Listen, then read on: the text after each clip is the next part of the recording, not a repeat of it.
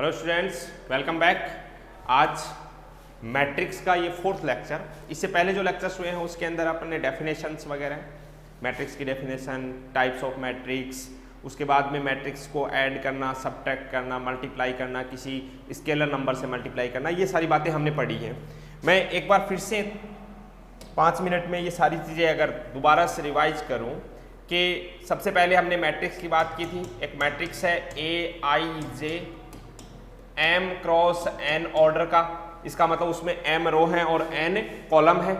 ठीक है, मैट्रिक्स के एलिमेंट को A I J से रिप्रेजेंट किया जाता है। पहला जो क्वेश्चन बनता है वो बनता है मैट्रिक्स के कंस्ट्रक्शन से रिलेटेड, अवयव की रचना करना। उसमें क्या होता है, आपको A I J की डेफिनेशन दी हुई होती है, M और N की वैल्यू दी हुई होती है और वहां से अपन उसे मैट्रिक्स का फॉर्मेट बना देते हैं। उसके बाद में हमने मैट्रिक्स के अलग अलग टाइप्स पढ़े, जिसके अंदर सबसे पहले रो मैट्रिक्स वो होती है जिसमें सिर्फ एक ही रो होती है। कॉलम मैट्रिक्स जिसमें एक ही कॉलम होता है। उसके बाद में बात आई जीरो मैट्रिक्स, एक ऐसा मैट्रिक्स जिसके सारे एलिमेंट जीरो होते हैं, वो क्या होता है, जीरो मैट्रिक्स। उससे पहले स्क्वायर मैट्रिक्स ऐसा मैट्रिक्स जिसमें M और N यानी नंबर ऑफ रो और नंबर ऑफ कॉलम इक्वल होते हैं। स्क्वायर मैट्रिक्स में अगर डायगोनल को छोड़ करके बाकी सभी एलिमेंट्स जीरो कर दिए जाएं तो उसे हम डायगोनल मैट्रिक्स बोलते हैं। और उसके बाद यदि डायगोनल के एलिमेंट सभी इक्वल हो जाएं, डायगोनल के सभी एलिमेंट्स इक्वल हो जाएं तो उसे अपन स्केलर मैट्रिक्स बोलते हैं।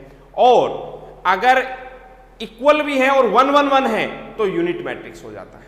उसके बाद में ट्रायंगुलर मैट्रिक्स जिसमें डायगोनल के एक साइड के एलिमेंट जीरो होते हैं, अगर ऊपर के सभी जीरो हैं तो लोअर ट्रायंगुलर और नीचे के जीरो हैं तो अपर ट्रायंगुलर।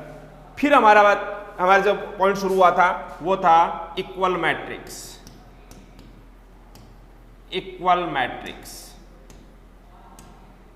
मैथमेटिकली मैं ये बोल सकता हूं कि एक मैट्रिक्स जिसको आपने A I J M cross N और B I J P cross Q, ये दो मैट्रिक्स इक्वल हैं तो ये एलिमेंट इक्वल होने चाहिए, मतलब कॉरेस्पॉन्डिंग एलिमेंट इक्वल होने चाहिए।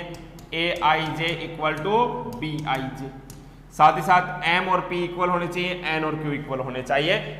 यानी एक तरह से ये कहा जाए कि एक मैट्रिक्स से इक्वल अगर दूसरा मैट्रिक्स है तो वो एज इट इज वैसा का वैसा ही होना चाहिए, उसमें किसी भी एलिमेंट का सीक्वेंस नहीं बदलना चाहिए। फिर उसके बाद में बात आई थी कि एडिशन ऑफ मैट्रिसेज मतलब अवयवों का योग। इसमें भी एक मैट्रिक्स है A I J M cross N का, दूसरा मैट्रिक्स भी उसी ऑर्डर का है,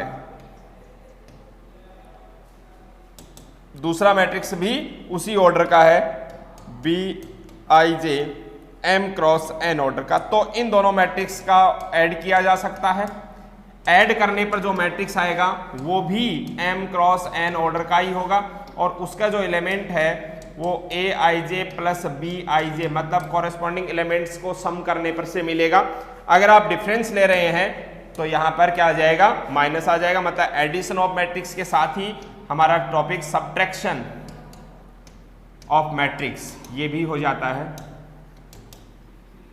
अवयवों का योग और अवयवों का घटाव, इसमें कुछ प्रॉपर्टीज हैं जो हमें याद रखनी होती हैं। सबसे पहले अगर दो मैट्रिक्स सेम ऑर्डर की है तो आप उनको किसी भी सीक्वेंस में ऐड कर सकते हैं। A plus B equal to B plus A, हमेशा रिजल्ट क्या होगा, सेम मिलेगा आपको। ऐसे ही अगर आप A plus B plus C करते हैं, उसमें से A और B को पहले ऐड कर देते हैं और B और C को पहले ऐड करें, यहां से दोनों जगह से सेम रिजल्ट मिलेगा। मतलब कॉम्यूटेटिव और एसोसिएटिव, क्रम विनिमय और साहचर्य दोनों होती हैं। उसके बाद अगर कोई जीरो मैट्रिक्स किसी मैट्रिक्स में ऐड किया जाता है तो आपको वही मैट्रिक्स मिल जाता है। इसका मतलब जीरो जो है वो क्या है, एडिटिव आइडेंटिटी, योज्य तत्समक होता है।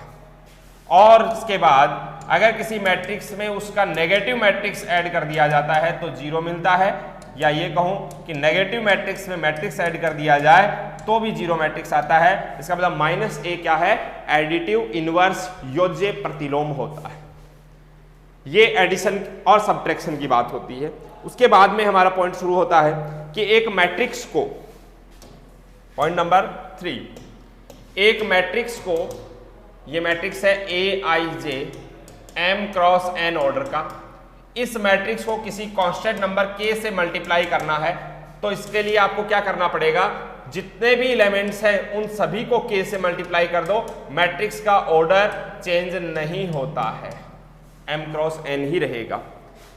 ठीक है, इसको हम क्या बोलते हैं, multiplication of A matrix bye scalar. ये स्केलर एक कांस्टेंट क्वांटिटी है कि किसी भी नंबर से मल्टीप्लाई किया तो आपके मैट्रिक्स के सारे एलिमेंट जो हैं वो उतने ही टाइम मल्टीप्लाई हो जाते हैं।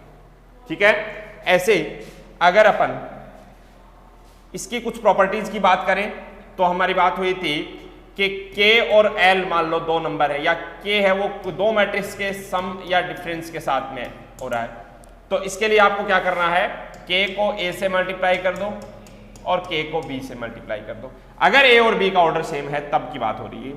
अगर दो नंबर है k और l और ये किसी मैट्रिक्स a के साथ में मल्टीप्लाई हो रहे हैं, तो k का मल्टीप्लीकेशन a के साथ में कर दो, l का मल्टीप्लीकेशन a के साथ में कर दो, अलग अलग। ऐसे ही अगर k l दो नंबर मल्टीप्लाई हो रहे हैं और फिर किसी मैट्रिक्स के साथ में मल्टीप्लाई हो रहे हैं, तो आप k को बाहर रखते हुए l a कर सकते हैं और l को बाहर रखते हुए k a कर सकते हैं, रिजल्ट सेम आने वाला है। ठीक है, अगर कोई मैट्रिक्स 1 से मल्टीप्लाई होता है इसका मतलब वो मैट्रिक्स वही रह जाता है, अगर -1 से मल्टीप्लाई हो जाता है तो वो -a बन जाता है, 0 से मल्टीप्लाई हो जाता है तो 0 मैट्रिक्स बन जाता है। ये मैट्रिक्स का मल्टीप्लिकेशन किसके साथ में, किसी स्केलर क्वांटिटी के साथ में, इस प्रकार से हम इसकी प्रॉपर्टीज की बात करते हैं। उसके बाद मैट्रिक्स मल्टीप्लिकेशन जो हमारा बहुत ही इंपॉर्टेंट टॉपिक होता है, मल्टीप्लिकेशन। अगर दो मैट्रिक्स आपके पास में है और उनको मल्टीप्लाई करना है, एक मैट्रिक्स A है, ये आपका फोर्थ पॉइंट है ना, एक मैट्रिक्स A है Aij और दूसरा मैट्रिक्स है Bij, तो यहां पर आकर के हमें थोड़ा सा सोचना यह है कि मैट्रिक्स मल्टीप्लिकेशन हमेशा पॉसिबल नहीं होता। कब पॉसिबल होता है, जब फर्स्ट मैट्रिक्स का ऑर्डर हो m क्रॉस p और सेकंड मैट्रिक्स का ऑर्डर हो p क्रॉस n, तो इनका मल्टीप्लिकेशन ab पॉसिबल होगा और उसका जो सीक्वेंस ऑर्डर आएगा वो ऑर्डर क्या आएगा, m क्रॉस n आएगा। मतलब यह है कि फर्स्ट मैट्रिक्स में नंबर ऑफ कॉलम और सेकंड मैट्रिक्स में नंबर ऑफ रो इक्वल होने चाहिए। ठीक है, तब जाकर के आप ऐसे लिखते हैं a b, ये है m क्रॉस p ऑर्डर और ये है p क्रॉस n ऑर्डर, ये बीच वाले इक्वल होने चाहिए, तब एक आपका मल्टीप्लिकेशन पॉसिबल होगा और m क्रॉस n ऑर्डर का एक मैट्रिक्स आपको मिलेगा। ठीक है, कैसे मिलेगा, इसके लिए आगे एग्जांपल्स लेंगे अपन, उसमें और क्लियर कर लेंगे। आपको क्या करना होता है, सबसे पहले ये देखना है कि मल्टीप्लिकेशन पॉसिबल है या नहीं है। अगर पॉसिबल है तो रिजल्टेंट मैट्रिक्स कौन से ऑर्डर का होगा, मतलब जो परिणामी अवयव है वो किस ऑर्डर का होगा। फिर उसके बाद में मैट्रिक्स ए की तो रो लेनी है और मैट्रिक्स बी से कॉलम लेने, मल्टीप्लाई करना है। आगे हम बात कर लेंगे इसके ऊपर। मैं कुछ प्रॉपर्टीज इसकी लिख देता हूं यहां पर, यह आप नोट कर लेंगे फटाफट। पहली प्रॉपर्टी मैं लिख रहा हूं कि ए बी और बी ए इक्वल नहीं होते।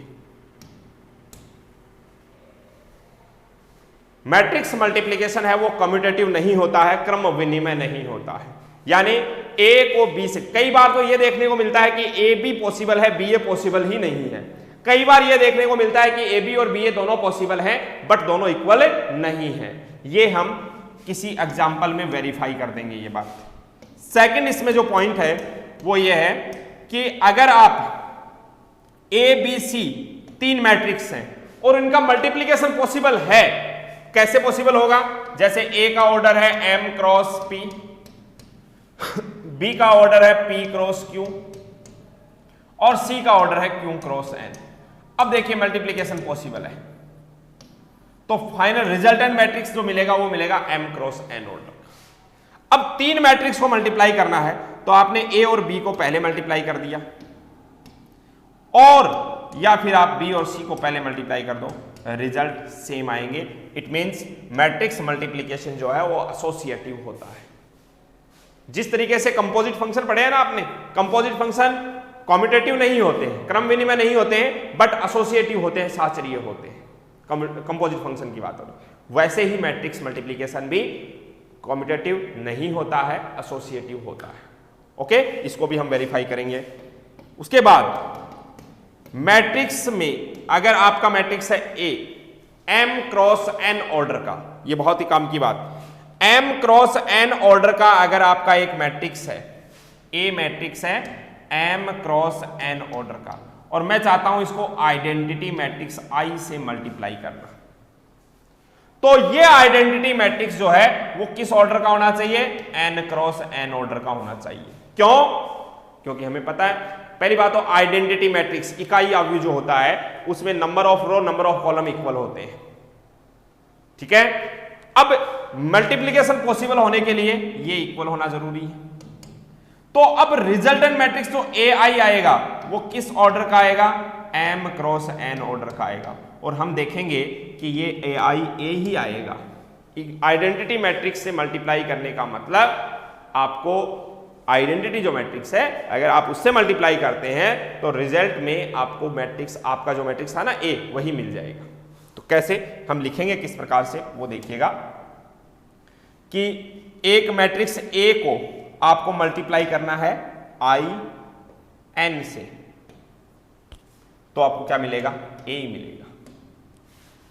अच्छा, ये आई अगर मान लो इधर होता, तो अगर आपका आई इधर होता तो अब आप देखेंगे कि ये इस आई का ऑर्डर क्या होना चाहिए? एम क्रॉस एम ऑर्डर होना चाहिए, ताकि ये इक्वल हो जाए और फाइनल रिजल्ट आई ए जो बने वो किस ऑर्डर का बने? एम क्रॉस एन ऑर्डर का। और आप देखेंगे ये आई ए भी ए ही बनेगा, एम क्रॉस एन ऑर्डर। तो इसको हम इस तरीके से लिखते हैं, A I N equal to A equal to I M A. ठीक है, मतलब ये है, कहने की बात तो इतनी सी है कि किसी भी मैट्रिक्स को आइडेंटिटी मैट्रिक्स से मल्टीप्लाई करेंगे तो वही मैट्रिक्स आ जाएगा। जिस तरीके से किसी भी नंबर को एक से मल्टीप्लाई करते हैं तो वही नंबर आ जाता है, वैसे ही आइडेंटिटी मैट्रिक्स भी एक ही होता है, यूनिट मैट्रिक्स। ठीक है, तभी तो इसको आइडेंटिटी मैट्रिक्स बताया जाता है, यूनिट मैट्रिक्स को, कि उसका किसी भी मैट्रिक्स के साथ में मल्टीप्लाई करते हैं तो कोई इफेक्ट नहीं पड़ता, वही मैट्रिक्स आ जाता है। बस ध्यान रखना है कि किस ऑर्डर की आइडेंटिटी मैट्रिक्स से मल्टीप्लाई किया जाए, ये हमारे लिए बहुत जरूरी है। अगर आप राइट साइड में करते हैं तो कॉलम के ऑर्डर का में लेना है, और अगर लेफ्ट साइड में आई लेते हैं तो रो के ऑर्डर का आइडेंटिटी मैट्रिक्स लेना है। ओके, ये एक बहुत ही काम का पॉइंट। उसके बाद में नंबर 4 देखिए, इसमें कॉम्यूटेटिव हो गया, एसोसिएटिव हो गया, आइडेंटिटी हो गया। ठीक है, आइडेंटिटी मैट्रिक्स इसको कहते हैं। अब हम बात करते हैं कि एक मैट्रिक्स ए है, पूरी बात समझिएगा, एक मैट्रिक्स ए है, इस मैट्रिक्स को किसी दूसरे मैट्रिक्स बी से मल्टीप्लाई किया जाए और आई आ जाए। पहली बात तो ये आई आए, इसके लिए कुछ खास बात जरूरी है। ये बात मैं अभी पेंडिंग में छोड़ूंगा वैसे तो, क्योंकि आगे हमें इसी चीज पॉइंट को अलग से पढ़ना होता है। अगर देखो, याद करो, नंबर्स की बात करूं कि जैसे एक नंबर है 2, 2 को 1 से मल्टीप्लाई किया 2 आ गया, या 1 को 2 से मल्टीप्लाई किया 2 आ गया। ठीक है, अब मैं कहता हूं कि 2 को 1/2 से मल्टीप्लाई किया जाता है तो 1 आता है, तो 2 के लिए ये क्या होता है? इनवर्स का काम करता है।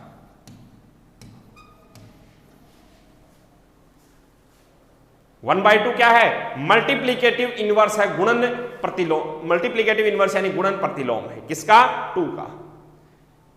भाई आप जो बाइनरी ऑपरेशन पढ़ते हैं उसमें यही तो 4 पॉइंट आते हैं अपने, सबसे पहले कॉम्यूटेटिव, एसोसिएटिव, फिर आइडेंटिटी और फिर इनवर्स।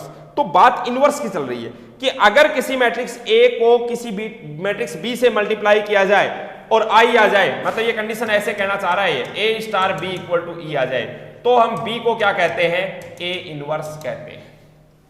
लेकिन इसके लिए तो जरूरी यह है कि बी ए भी होना चाहिए।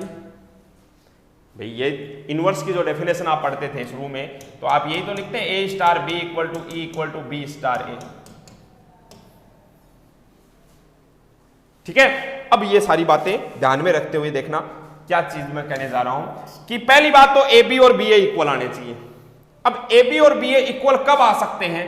जैसे मैं कहूं कि ए का ऑर्डर है m क्रॉस n, बी का ऑर्डर है p क्रॉस q। एक बार ये समझो, ठीक है, तो क्या यहां से p और n बराबर होने चाहिए और फाइनल रिजल्ट आएगा m क्रॉस q का, m क्रॉस q ऑर्डर। कौन? A B. पूरी बात समझ लीजिए। अब मैं बात कर रहा हूं बी ए,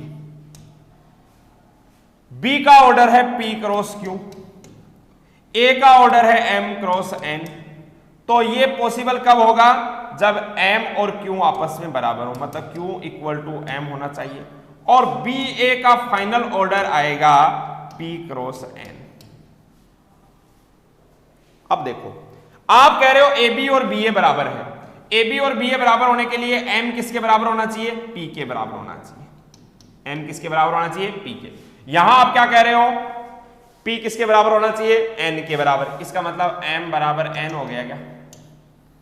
इसका मतलब यह हुआ कि आपका जो मैट्रिक्स है a और b, a मैट्रिक्स जो है वो m इक्वल टू n, मतलब स्क्वायर मैट्रिक्स हो गया। यहां से देखो, ए बी और बी ए दोनों पॉसिबल अगर हो और इक्वल हो तो उसके लिए यहां पर नंबर ऑफ रो, यहां भी नंबर ऑफ रो इक्वल होने चाहिए, मतलब m किसके इक्वल होना चाहिए? p के इक्वल। पहले क्या कहा आपने? p इक्वल n, तो m इक्वल टू n आ गया। इसका मतलब यह हुआ कि मैट्रिक्स a जो है वो कैसा होना चाहिए? स्क्वायर मैट्रिक्स होना चाहिए, number of row number of column equal होने चाहिए। दूसरी बात, b की बात करूं तो b में देखो आपने क्या कहा? m equal to n। मान लो कि m और n की वैल्यू 2 है, तो ये जो मैट्रिक्स आ गया ये किस ऑर्डर का आ गया? 2 क्रॉस 2। अब आप यहां कह रहे हो कि p और n इक्वल होने चाहिए, तो ये भी 2, ठीक है, और q और m इक्वल होने चाहिए। यहां से देखो q और n इक्वल होने चाहिए, q और n भी इक्वल होने चाहिए, तो 2 क्रॉस 2।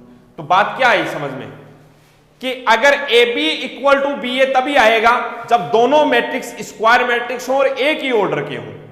मतलब यह हुआ कि ए और बी दोनों स्क्वायर मैट्रिक्स एक ही ऑर्डर के हों।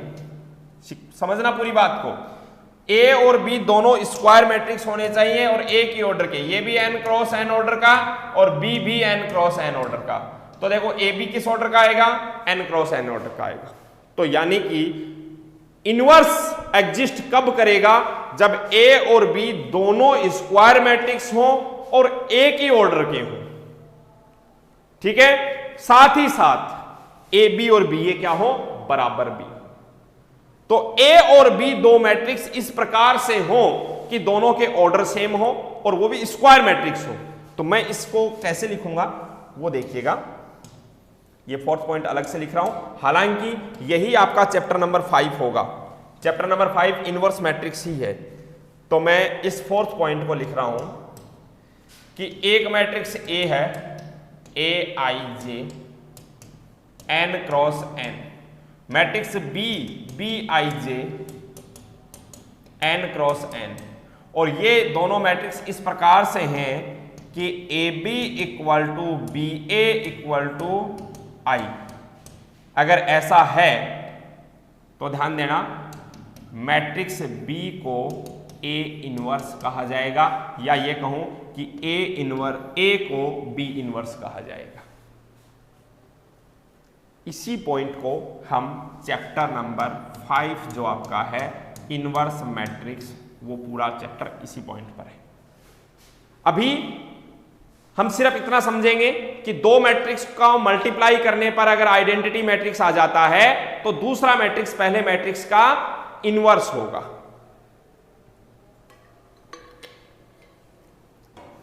और ऐसा आएगा, इसकी पहली कंडीशन, मैं ये नहीं कह रहा हूं हमेशा आएगा ना, पहली कंडीशन है कि दोनों एक ही ऑर्डर के स्क्वायर मैट्रिक्स होने चाहिए। मतलब ये भी क्लियर हो गया कि केवल स्क्वायर मैट्रिक्स के ही इनवर्स एग्जिस्ट करेंगे, बाकी के नहीं करेंगे। ठीक है, तो अगर इनवर्स एग्जिस्ट करता है तो देखो बी को ए इनवर्स लिखने के बाद आप एक पॉइंट यहां पर ये बना सकते हैं, क्या? ए इनवर्स, इसको ए की पावर -1 नहीं कहेंगे कभी भी, ठीक है। Equal to I equal to A inverse A. ये एक पॉइंट एक बार हम बना लेते हैं। अब एग्जिस्ट करेगा कब करेगा, ये सारी बातें तो हमें चैप्टर नंबर 5 में सीखनी है। अभी के लिए सिर्फ इतना। ओके, फटाफट आप ये भी नोट कीजिए। मैं अब आता हूं मल्टीप्लिकेशन के। हाँ, कुछ और पॉइंट है वो मैं लिख देता हूं। ये पॉइंट नंबर 4 तो हो गया।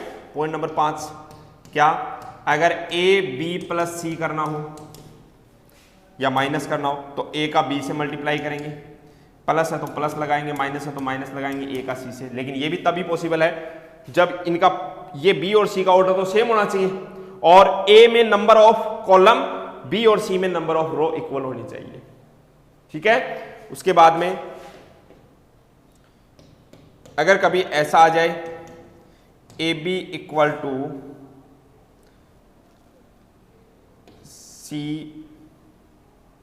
बी, ऐसे आ जाए तो यहां पर कैंसिलेशन यानी बी से बी कैंसिल आउट करके आप ए इक्वल टू सी लिख सकते हैं।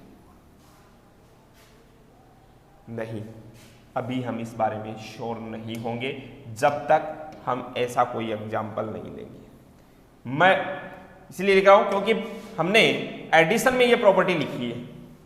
अगर आप यहां पर चाहो तो ये प्रॉपर्टी आप लिख सकते हैं, कैंसिलेशन वाली, निसरण नियम जिसको बोलते हैं, कि a plus B equal to A plus C हो तो आप a से a को काट करके b इक्वल टू सी लिख सकते हो।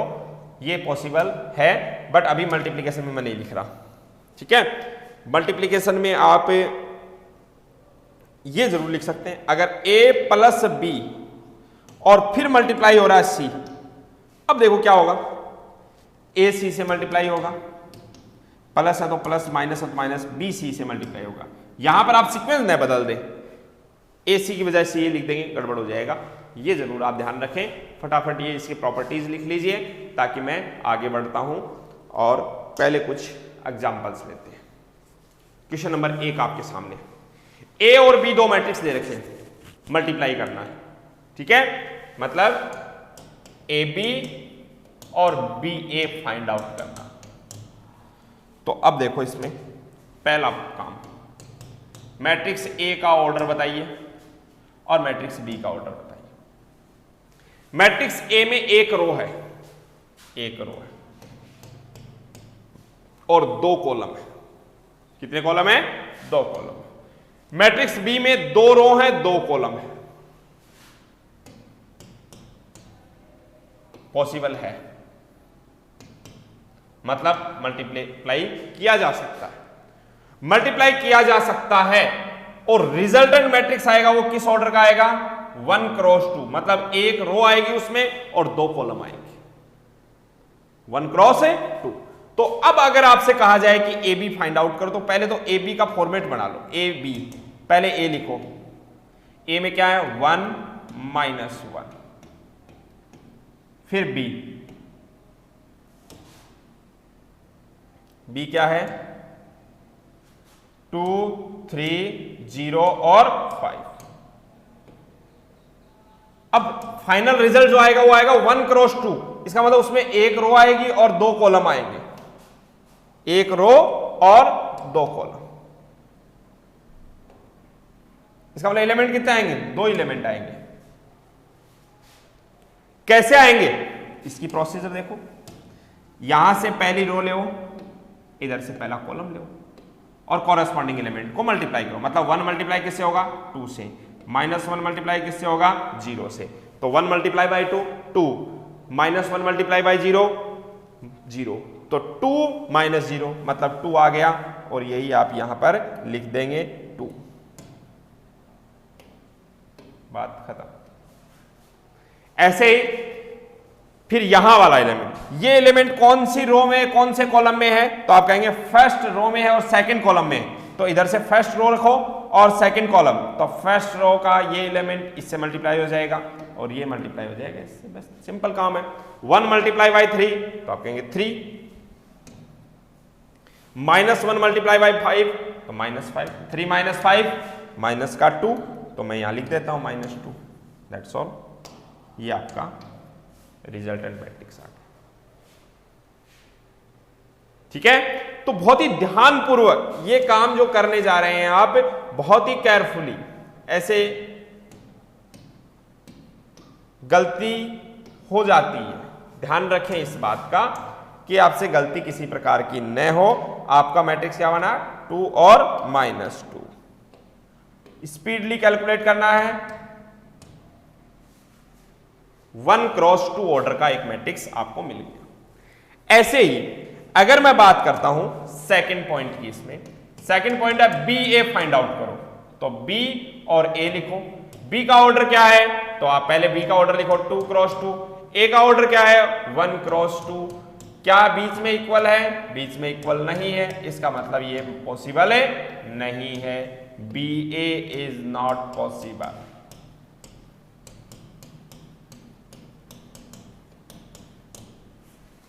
B A is not possible, that's all. Okay, तो बहुत ही ध्यान से कैलकुलेशन करेंगे। एक और लेते हैं अपन, ए और बी दो मैट्रिक्स हैं, इस बार भी ए बी और बी ए ही फाइंड आउट करना है। छोटे छोटे एग्जांपल लेकर के मैं एक्सप्लेन करने की कोशिश कर रहा हूं। सबसे पहले इसमें ए बी फाइंड आउट करें, तो ए और बी। ए का ऑर्डर देखो, ए में एक रो है, 2 कॉलम है, तो 1 क्रॉस 2। बी में देखिए रो कितनी है, 2 कॉलम 1, तो 2 क्रॉस 1। अब अगर आप देखें बीच में इक्वल आ रहे हैं, इसका मतलब मल्टीप्लिकेशन पॉसिबल है, और पॉसिबल है, और रिजल्टेंट मैट्रिक्स आएगा वो किस ऑर्डर का आएगा, 1 क्रॉस से 1 का आएगा। रिजल्टेंट मैट्रिक्स किस ऑर्डर का आएगा, 1 क्रॉस 1 का। तो अब पहले तो आप ए बी लिखो।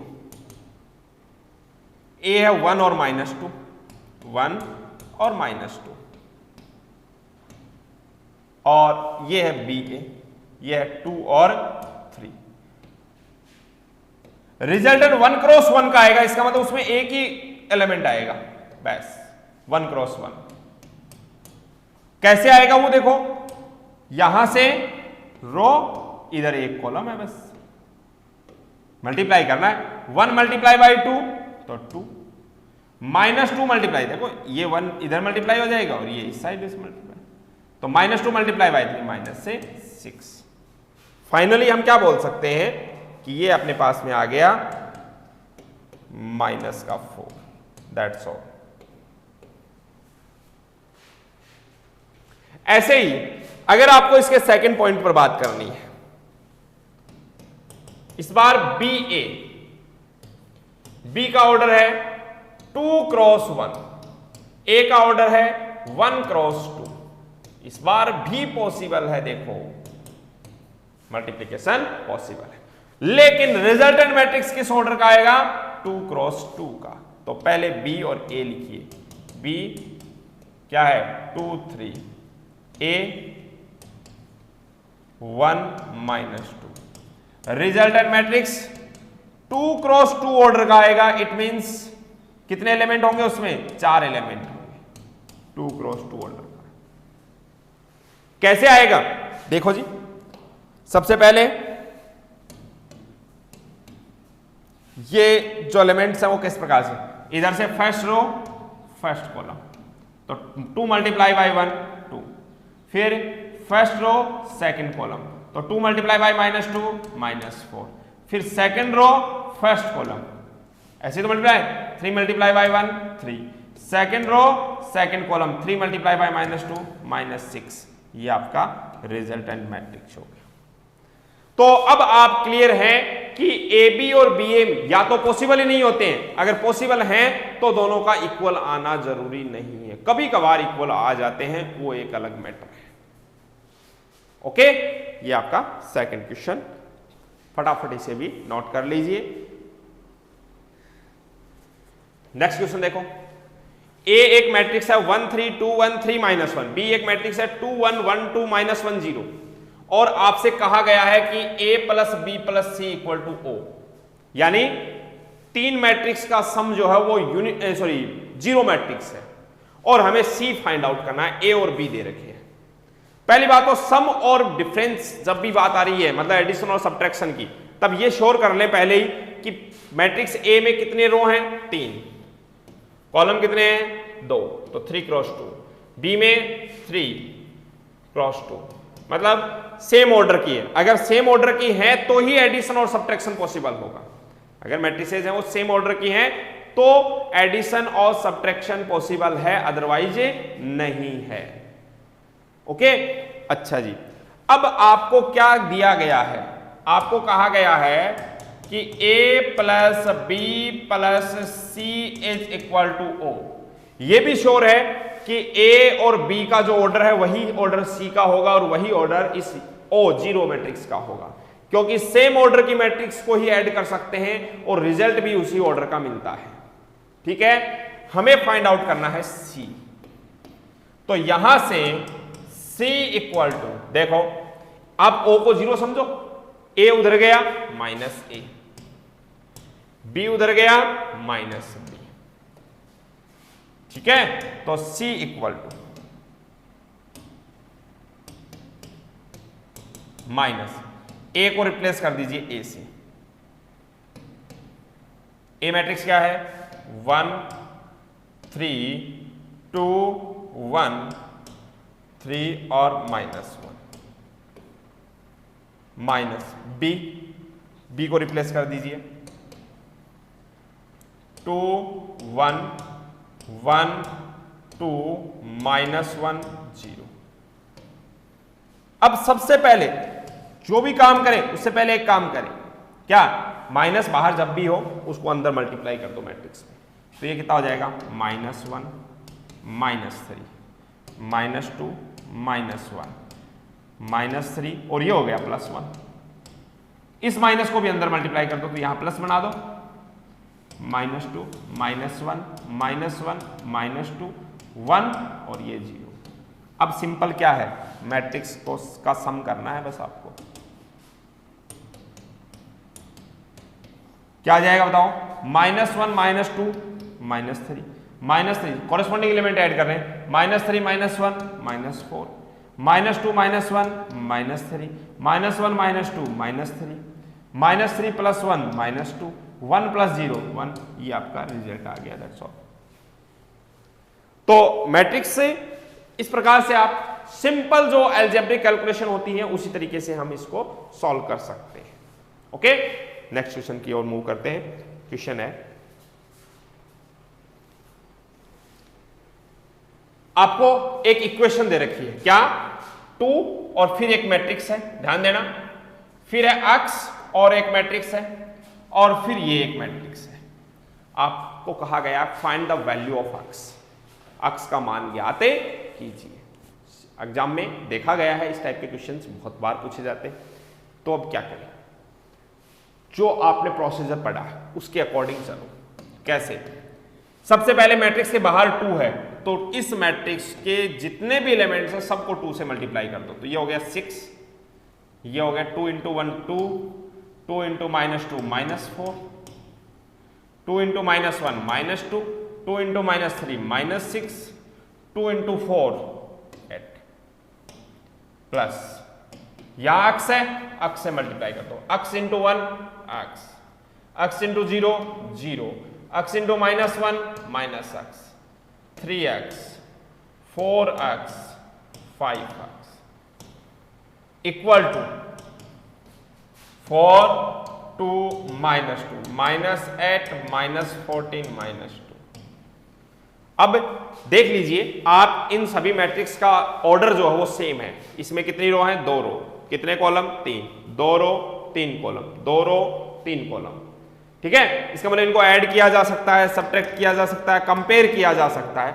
अब ऐड करो, 6 और x ऐड हो जाएंगे तो 6 + x, 2 + 0 तो 2, -4 - x, -4 - x, -2 + 3x, -6 + 4x और 8 + 5x। ठीक है, इक्वल टू 4 2 -2 -8 -14 -2। अब ये मैट्रिक्स है, इसमें कितने रो हैं? 2, इसमें भी 2 रो। इसमें कितने कॉलम है? 3। आप इसको एक एलिमेंट समझे, ये एक एलिमेंट है, ऐसे नहीं इनको 2 2।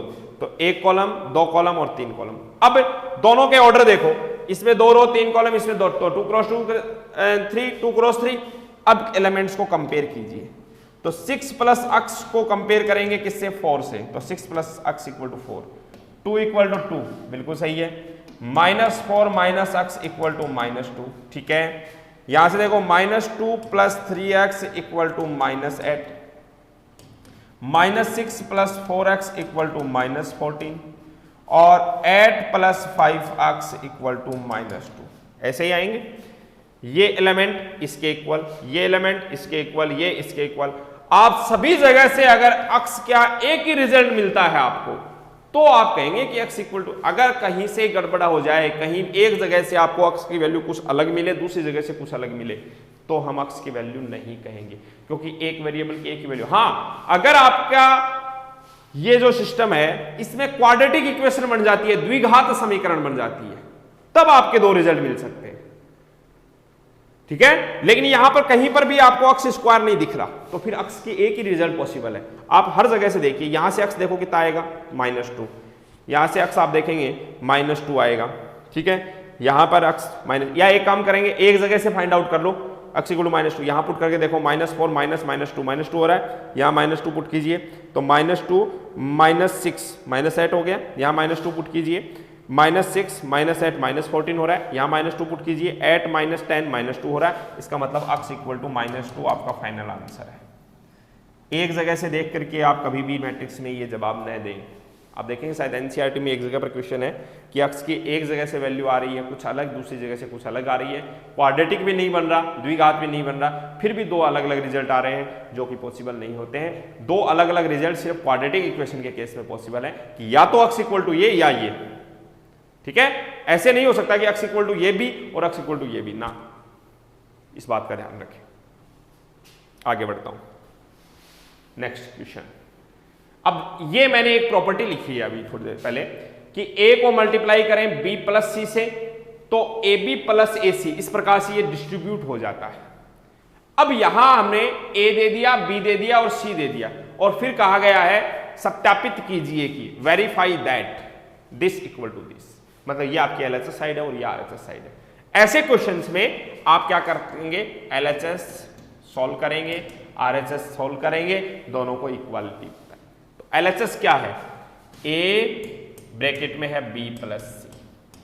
देख लीजिए जहां B और C का सम हो रहा है, आप देखिए B और C का ऑर्डर सेम है, ठीक है। B का ऑर्डर 3 क्रॉस 2, C का ऑर्डर 3, तभी तो पॉसिबल है इनका सम। अच्छा, साथ ही साथ और देखो कि A में कॉलम कितने हैं? 3, और B और C में रो कितनी है? 3, तब इनका मल्टीप्लिकेशन भी पॉसिबल होगा। तो ये आपकी LHS है। सबसे पहले A लिखो। A क्या है आपके पास?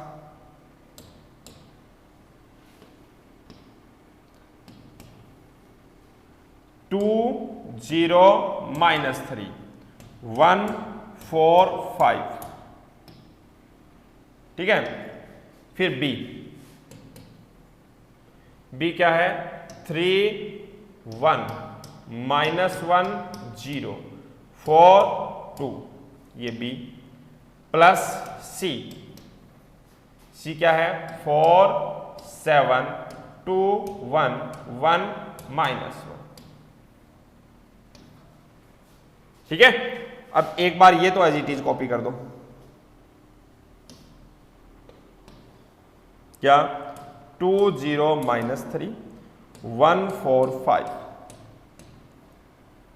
इसको क्या करो? ऐड करो।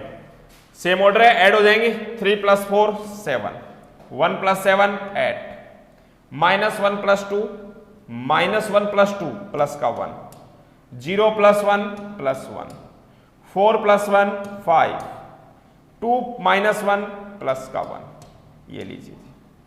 अब इसका ऑर्डर क्या है? ध्यान दें, इसका जो ऑर्डर है वो है 2 क्रॉस 3। इधर वाले का ऑर्डर क्या है? 3 क्रॉस 2। बीच वाले इक्वल हैं, बिल्कुल, तो मल्टीप्लिकेशन पॉसिबल है। हाँ, रिजल्ट क्या आएगा? 2 क्रॉस 2 में आएगा। तो मैं ये 2 क्रॉस 2 का फॉर्मेट बना लेता हूं कि रिजल्ट में मुझे 4 एलिमेंट लिखने हैं 2 क्रॉस 2 में। अब कैसे लिखे जाएंगे? बस इतना सा तो काम है, इधर से रो ले और इधर कॉलम ले, मल्टीप्लाई कर दो बस।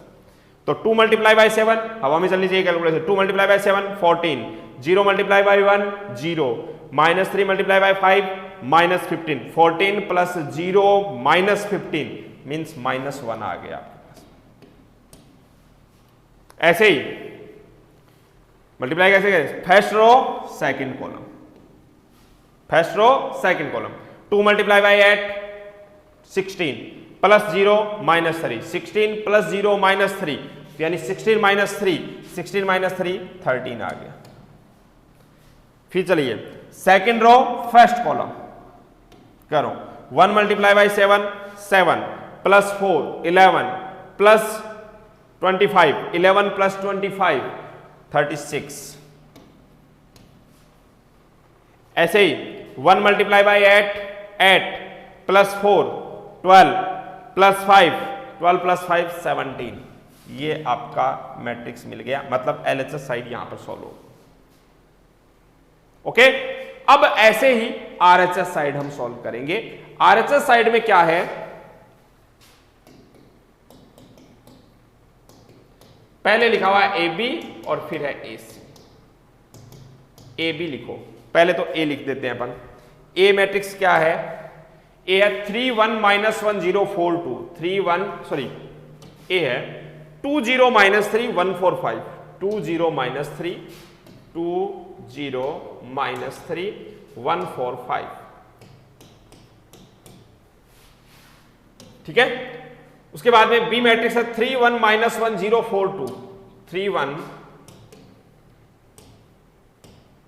-4 0, एक मिनट, 3 1 -1 0 4 2 -1 0 4 2।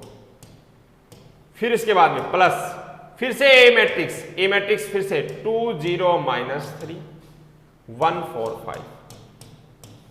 और फिर आपके पास में है मैट्रिक्स सी। मैट्रिक्स सी क्या होगी, मैट्रिक्स सी है 4 7 2 1 1 -1, 4 7 2 1 1 -1। अब आपको करना क्या है, पहले इन दोनों मैट्रिक्स को मल्टीप्लाई करना है, फिर इन दोनों को मल्टीप्लाई करना है। आप देखेंगे यहां से 2 क्रॉस, देखिए ध्यान से 2 क्रॉस 2 ऑर्डर का एक मैट्रिक्स आएगा।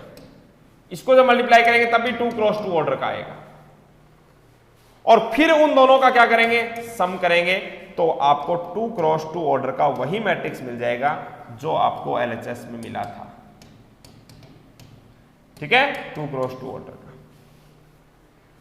तो इस प्रकार से ऐसे जो क्वेश्चंस होते हैं उनमें वेरिफिकेशन किया जाता है, वेरीफाई किया जाता है।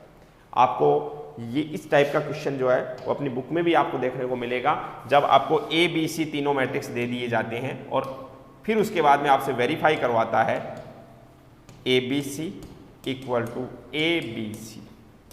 हम आसानी से कर सकते हैं। करेंगे क्या करना है, पहले ए और बी को मल्टीप्लाई करके एक मैट्रिक्स बना लेंगे, फिर सी से मल्टीप्लाई करेंगे। यहां पर बी और सी को मल्टीप्लाई करके एक मैट्रिक्स बना लेंगे, फिर ए से मल्टीप्लाई, दोनों जगह से सेम रिजल्ट मिलेगा, तो वेरीफाई हो गया बस।